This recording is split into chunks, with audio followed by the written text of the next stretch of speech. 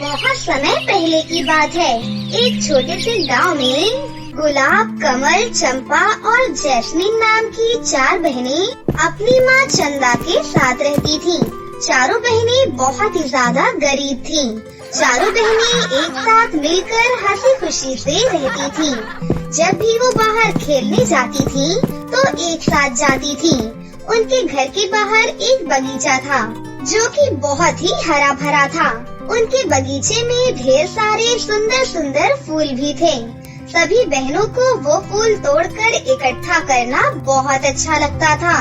उन फूलों को तोड़कर वो अपनी माँ को दे दिया करती थी और उनकी माँ चंदा बाजार में उन फूलों को बेच दिया करती थी। चंदा मंदिर के बाहर फूलों को बेचती थी। मंदिर में भक्त दर्शन करने आते तो चंदा से फूल खरीदते हैं। बहन, ये फूलों की माला कितने की है?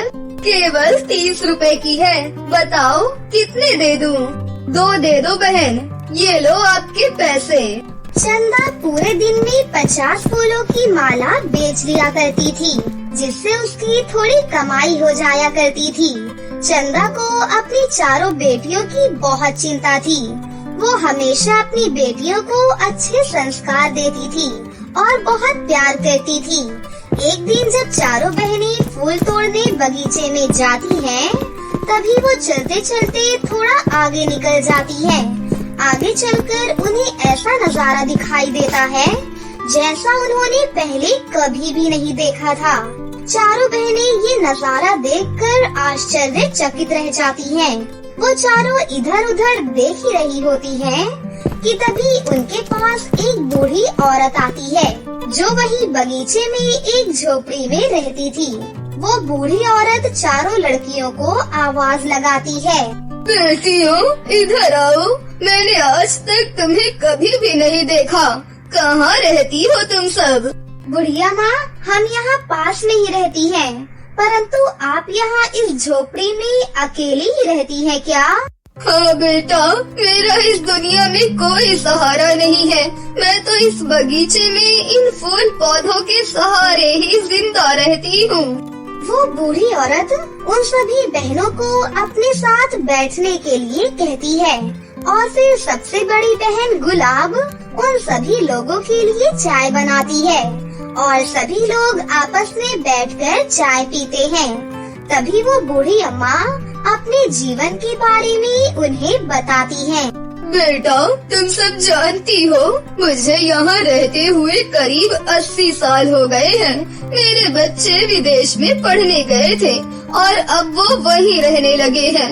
मैं यहाँ पर अकेली रह गई हूँ और अकेले ही अपना जीवन यापन करती हूँ। मैं तुम्हें एक रहस्य की बात बताती हूँ। वो बूढ़ी अम्मा उन्हें छुपे हुए बगीचे के जादू के बारे में बताती है। वो बूढ़ी औरत उन चारों बहनों से कहती है कि उसके बगीचे के फूल कोई मामूली फूल नहीं है, वो जादुई और शक्तिशाली फूल हैं। जो भी व्यक्ति उस फूल को तोड़ता था, वो खुद भी फूल बन जाता था। ये सब सुनकर चारों बहनों को यकीन नहीं होता, लेकिन वो बूढ़ी औरत से कुछ भी नहीं कहती और उसकी बातों को अनसुना कर देती हैं। उसके बाद काफी देर तक सब बातें करते हैं। फिर वो बूढ़ी औरत किचन में खाना पकाने के लिए चली जाती है। सभी बहनों को बूढ़ी अम्मा की कही बात याद आती है और वो बगीचे के सुंदर सुंदर फूल तोड़ने लगती है। दीदी, हमें ये फूल तोड़ लेने चाहिए।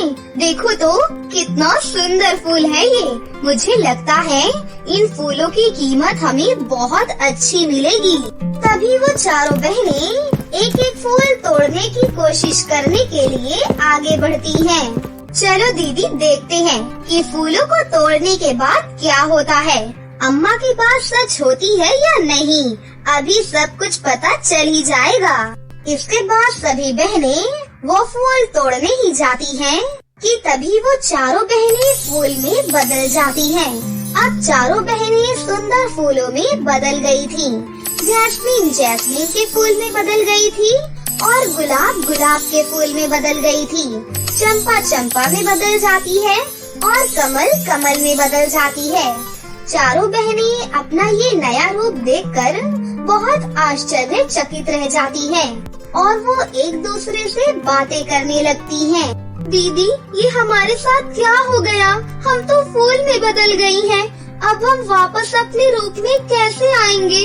अगर हमें किसी ने भी तोड़ लिया तो हम अलग हो जाएंगे। इतना कहकर चंपा जोर जोर से रोने लगती है। तुम चिंता मत करो, हमें बहुत ही जल्द इसका उपाय मिल जाएगा। तुम थोड़ा सब्र रखो। बूढ़ी औरत का सारा काम खत्म हो जाता है और वो बाहर आकर देखती है कि उन चारों बहनों के साथ क्या हुआ। तभी वो देखती है कि सभी बहनें फूट फूट कर रो रही हैं। तभी वो बूढ़ी औरत उनके पास आती है और उनको बताती है कि मैंने तुम लोगों को पहले ही बता दिया था, उसके बाद भी तुम लोगों ने मेरी बात नहीं मानी। चलो कोई बात नहीं, अब रोने का कोई फायदा नहीं है। मैं तुम्हें इस जादू को तोड़ने का एक उपाय बताती हूँ।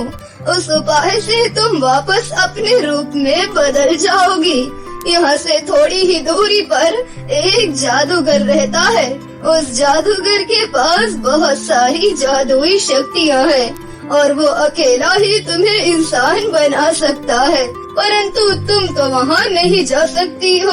इसके लिए वहाँ पर किसी और को जाना होगा। मैं अभी इतनी योग्य नहीं हूँ कि वहाँ पर जा सकूँ, परंतु हाँ, तुम मुझे अपने घर का पता बता दो। मैं तुम्हारी माँ को सब कुछ बता दूंगी, शायद वो तुम्हारे लिए कुछ कर सके। इसके बाद गुलाब बूढ़ी दादी को अपनी माँ के बारे में बताती है। बूढ़ी दादी उन चारों बहनों के घर के पास जाने लगती है। काफी दूर चलने के बाद वो उनके घर पर पहुंच जाती है। कोई है क्या घर में? बूढ़ी औरत देखती है कि घर में उन चारों बहनों की माँ बैठकर रो रही होती है। तुम सब कहाँ चली गई हो मुझे छोड़कर? मेरी प्यारी बेटियों, तुमने अपनी माँ के बारे में एक बार भी ख्याल नहीं किया।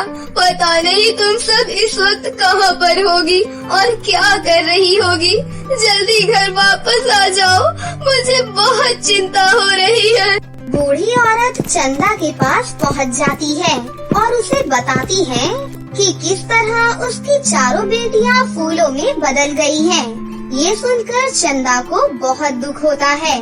तभी वो बूढ़ी दादी उस जादू को तोड़ने के लिए चंदा को उपाय बताती है। अब चंदा ने ठान लिया था कि वो अपनी बेटियों को वापस इंसानी रूप में बदल कर दिखाएगी। बूढ़ी दादी के बताए अनुसार चंदा उस जादूगर की खोज में यात्रा पर निकल जाती है। आखिरकार काफी कोशिशें करने के बाद चंदा उस जादूगर के पास पहुंच जाती है। वो जादूगर के पास पहुंचकर कहती है, जादूगर जी, मैं आपके पास बहुत ही कठिनाइयों से होकर आई हूँ। मुझे आपकी मदद की आवश्यकता है। मेरी बेटियाँ फूलों में बदल गई हैं। कृपया करके उनको वापस इंसान बना दीजिए। मैं आपके पास काफी उम्मीदें लेकर आई हूँ। वो एक बहुत ही नेक और शक्तिशाली जादूगर था। वो हमेशा जरूरतमंद लोगों की मदद करता था। वो बहुत ही दयालु था, इसलिए वो बहुत ही प्रसिद्ध था। अरे अरे, तुम तो बहुत घबराई हो। तुम जरा आराम करो, तुम चिंता मत करो। मैं तुम्हारी बेटियों को वापस इंसान में बदल दूंगा। इसके बाद वो जादूगर अपनी शक्तियों से एक जल का कलश चंदा को दे देता है और कहता है, ये लो बहन, ये जल तुम अपनी सारी बेटियों को पिला देना। उसके बाद तुम्हारी बेटियाँ वापस अपने असली रूप में आ जाएंगी। फिर चंदा जादूगर से वो जादुई जल ले लेती है और वापस से बूढ़ी औरत के घर पर आ जाती है। बूढ़ी औरत चंदा का इंतजार कर रही होती है। उसके बाद वो बूढ़ी औरत चंदा से वो जल ले लेती है और उसकी चारों बेटियों को वो जल पिला देती है। जल पीने के बाद ही वो तुरंत वापस अपने असली रूप में आ जाती हैं। अरे वाह माँ, हम वापस से अपने असली रूप में आ गई हैं। माँ आपका बहुत बहुत शुक्रिया और दादी माँ आपका भी बहुत बहुत शुक्रिया। अगर आज आप नहीं होती तो शायद हम कभी भी वापस इंसानी रूप में नहीं आ पाती। हम आपका ये एहसान कभी भी नहीं भूलेंगी। अब तुम चारों बहनों को घबराने की कोई जरूरत नहीं है, परंतु हमेशा याद रहे कि अपने से बड़ों की बातों को हमेशा माननी चाहिए। अगर वो कुछ कह रहे हैं तो इसका मतलब उसके पीछे कुछ तो कारण है। समझ गई? अब आगे से ध्यान रखना। चारों बहनें बूढ़ी अम्मा को धन्यवाद देती हैं और वापस अपनी माँ के पास चली जाती हैं और उसके बाद हंसी खुशी से अपनी जिंदगी जीने लगती है।